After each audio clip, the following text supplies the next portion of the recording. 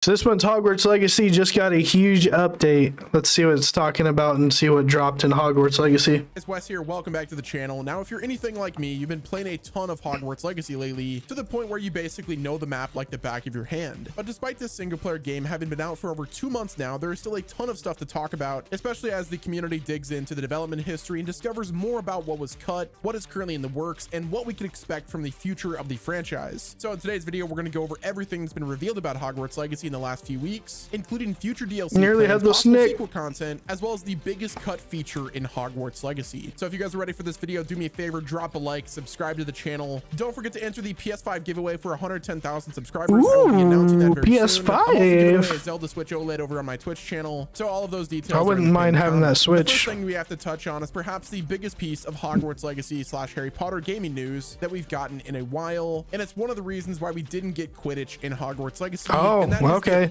So we're gonna see now why we didn't get Quidditch here. Official announcement of Harry Potter Quidditch. Oh yeah. Well, I don't think it's even made by the same company though. It's by the it's being published by the same publisher, but not the same company that's developing it. See, this Portkeys is the publisher for both Hogwarts Legacy and Quidditch Champions. But I'm pretty sure Avalanche, who developed Hogwarts Legacy, they're not developing this game. Champions, which by all accounts is looking like the spiritual successor to. So I don't see how that would affect them unless they knew this was going to happen.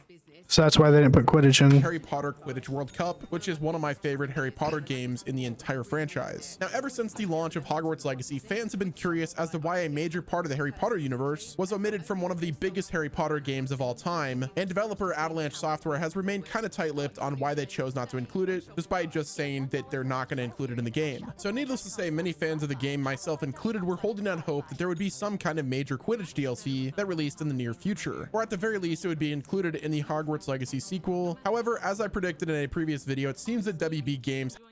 You think they just wanted more games under their IP Portkey? I mean, yeah.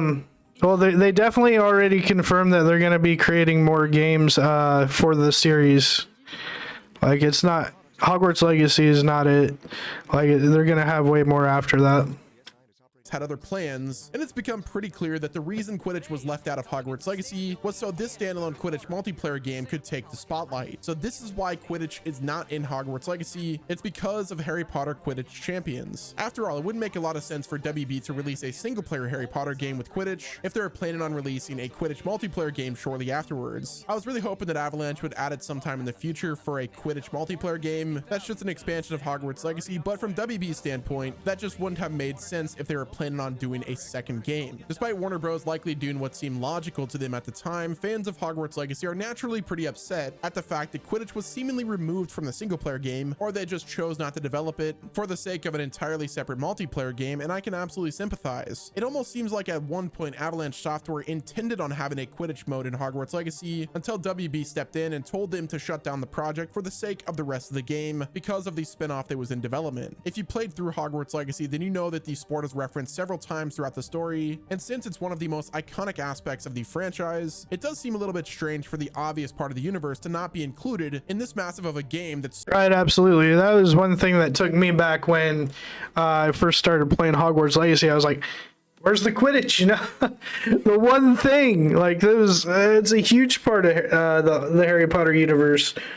And they don't have it in here? What's going on, man? Well, now we know. Incredibly well. Like, think about how populated the servers would be for a Quidditch mode on Hogwarts Legacy versus how it's going to be in a standalone multiplayer game. But when you look at it from the perspective of WB Games, it totally makes sense. Still, that doesn't help ward off the sting that Quidditch could have been in Hogwarts Legacy if Warner Bros. Hadn't decided to split the content up into multiple games. And even still, I don't think it's a good reason for it. Now, I think WB Games' play here is to take on games like Rocket League that are free to play. They sell a battle pass, they sell cosmetics. And if you look at the situation with Suicide Squad, imagine if Hogwarts Legacy was online, it featured a Quidditch mode, and then WB Games sold a battle pass in that mode. Having Quidditch Champions be its own standalone project, that means that they can microtransaction the heck out of it without dealing with the backlash that they would have if they would have had multiplayer and a battle pass in a game that was meant to be a story-driven experience. So right. Yeah. So, I mean, from a financial standpoint, it absolutely makes sense that they're going to make it its own entity, right? They're going to make Quidditch its own game. And I feel like they're going to go the same route they did with Fortnite and Rocket League, like Epic takes.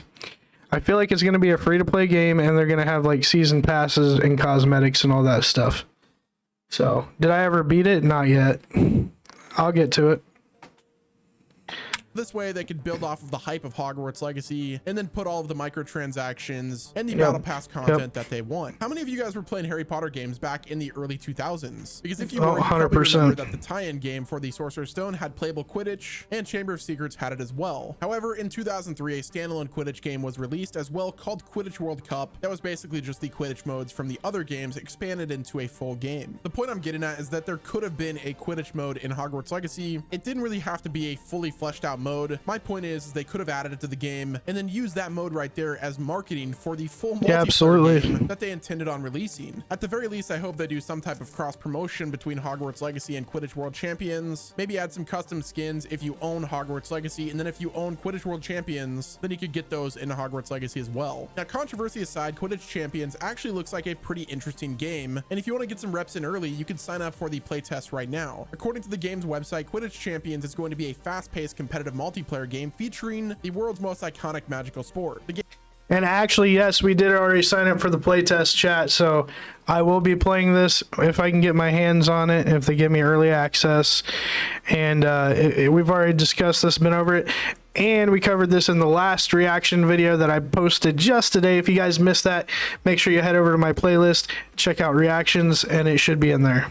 Game has reportedly been in development for several years by a company called Unbroken Studios, so it will not be developed by the same team that Hogwarts Legacy was made from, and from the looks of it, the game will be a fully fledged multiplayer game, and while no release date is currently set, it seems like the development is wrapping up since it's finally been formally announced and the playtest signups are live. The FAQ also says that there will be a full-fledged character customizer, so that should be pretty interesting nonetheless. It's currently unclear if the game will be available for the 8th generation consoles, but it will certainly be available. Well, my question is about this whole video. It says Hogwarts Legacy just got a huge update.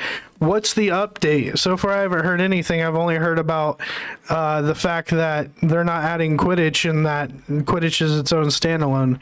So I don't understand what the title is with this video. It just doesn't add up. Available for PC, PS5, and the Xbox Series consoles, and I'm sure Nintendo Switch. Now, despite Hogwarts Legacy and Quidditch Champions being distinct games, there is still a chance that they are going to cross over with each other. For example, I wouldn't be surprised if there's in-game events that help promote each other, similar to how games like Call of Duty Warzone promote other games in the franchise by tying into each other somehow. Given the fact that Hogwarts Legacy is entirely single player and offline, it might be a little bit hard for WB to cross promote like Activision does, but the fact that they're making two different games kind of implies that they're going to at least try. In a perfect world, Quidditch Champions would just be a game within Hogwarts Legacy that you could play separately if you choose, but it doesn't look like that's going to happen at all, obviously. Maybe you'll be able to import your custom character from Hogwarts Legacy into Quidditch Champions, or information from your Wizarding World account, or maybe, and I'm going to get a little crazy with this, maybe you'll be able to watch Quidditch Champion matches from within Hogwarts Legacy by going to the stadium on campus. There are a ton of ways the two games can pretty cool. Connect with each other.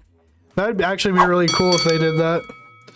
Yeah, the game looks more like Fortnite, stylized on the Quidditch Champions game.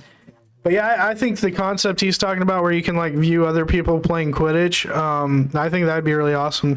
Or you could just go to youtube.com/@Rochasaurus and watch him play it when it comes out. Or twitch.tv/Rochasaurus. And I'm 99% sure that WB is going to try to do something along those lines, since that's really good and the only explanation as to why Hogwarts Legacy didn't have Quidditch at all. But at this point, we just have to wait and see. Now, one piece of potentially really bad news that comes from the announcement of Quidditch Champions is the fact that this basically confirms that no future Hogwarts Legacy content or project will have playable Quidditch. So the existence of a live service Quidditch game more or less confirms that Hogwarts Legacy and the future of that game franchise is never going to get a Quidditch mode in either its sequel or an expansion. again. This is obviously really disappointing because having such a well-detailed Harry Potter world without Quidditch just feels kind of wrong. I adore Hogwarts Legacy and I think Avalanche did an incredible job, but Quidditch is such an obvious hole in its world building, and the fact that it was possibly omitted just for the sake of a multiplayer spin-off live service game is kind of disappointing. Hopefully WB reconsiders this for future Harry Potter games, but I won't be the only one really disappointed if the Hogwarts Legacy sequel still doesn't have Quidditch simply because WB wants us to go play a multiplayer live service game instead. Some people just don't want to play multiplayer games, you know what I mean? Some people, like myself, just wanted to play Quidditch within Hogwarts Legacy's world while remaining in character and just playing against NPCs. Now, it shouldn't be too surprising that WB is trying their best to expand their Harry Potter gaming influence as much as possible, given the fact that Hogwarts Legacy's sales aren't slowing down at all. According to a recent report by Forbes, Hogwarts Legacy managed to beat sales expectations by a whopping 256%, with over 12 million copies sold within its first 2 weeks, which reportedly generated over 850 million. It's naturally going to slow down though, right? Because it's a single player campaign game. The only way they're going to keep sales up for this game is if they add multiplayer services online to this game. And I'm telling you guys this, and I've said this before, and I just said this in the Quidditch video. The only way they're going to keep this game alive and keep making sales off of it is if they add multiplayer service servers and RP servers into the game. It's the only way. Like GTA Online.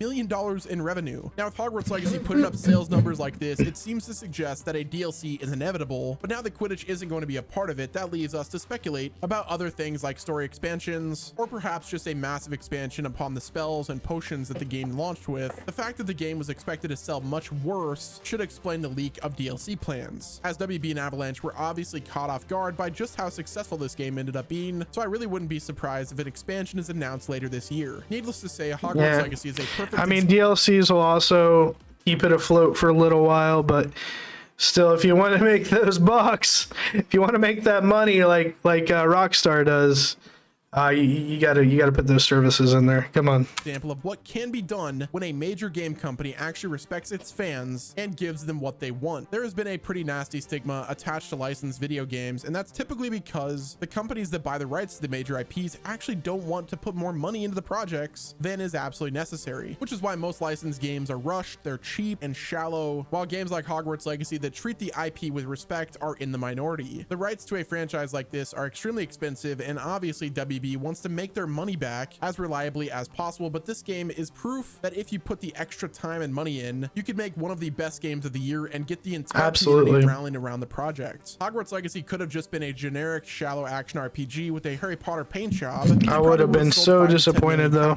But instead, WB and Avalanche made one of the best action adventure games of the decade, and hands down the best Harry Potter game of all time, and one of the best-selling games of the decade. This is a game that not only brought the entire community of Harry Potter fans together, but it also brought legions of new fans who just wanted to see how good the game really was. With the success of Hogwarts Legacy and other recent titles like Jedi Survivor, we may be entering a new era of licensed games that are awesome, and I'm excited to see where this goes next. Speaking of taking care of their IP, some new content was recently discovered and spread around the internet, and stuff like this always makes me really excited to see where the franchise is going next. A Reddit user recently shared a video of them exploring a secret snack room discovered in the Hufflepuff common room, which honestly raises a ton of questions about other secret pieces of content that still haven't been found. It's honestly amazing to think about after the fact that this game has been out for over 2 months and has millions of people that have played the game, and yet there are still— Wait, why does Hufflepuff get a snack room and Slytherin don't?